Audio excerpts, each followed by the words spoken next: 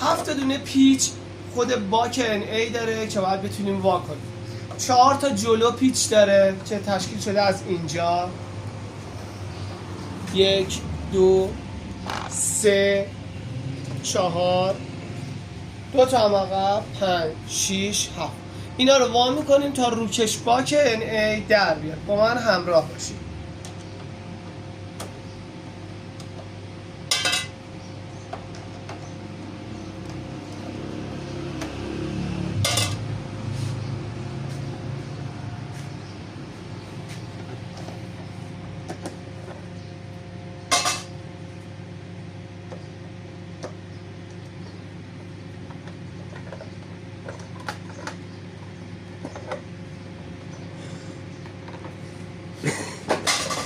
یه دونه سوکت داره، سوکت USB باکه، اونم باید بازش کنیم.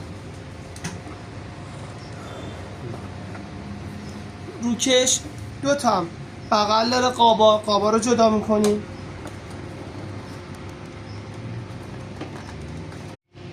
روکش باک رو برداشتیم، رسیدیم به خود باک.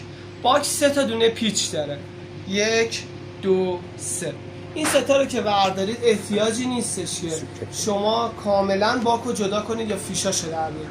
فاگ یه مقداری که میاد بالا دسترسی پیدا میکنید به سوکت خود فن که میتونید اول باید سوکت فن رو جدا بکنید. بریم این کار رو انجام بدیم.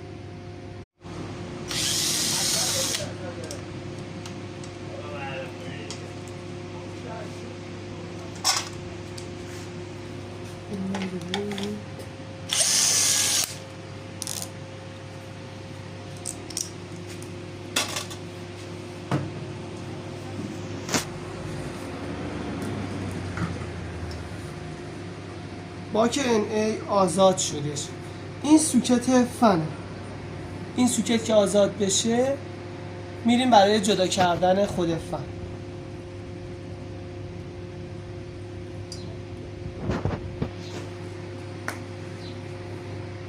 یکی دیگه هم این برای ما همین یه دست. برای اینکه میخواییم فن رو جدا بکنیم ابتدا باید یه مقداری پیچای رادیات رو شل کنیم. یه دونه رو داره رادیات، 2 تا هم زیر داره.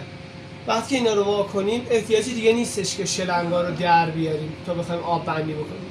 رادیات شل میشه. وقتی که رادیات شل شد به صورت اومد جلو، 3 تا دونه پیچ پشت فن افتاده.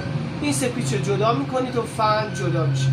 امیدوارم به کارتون اومده باشه این ویدیو. خدا نگهدار.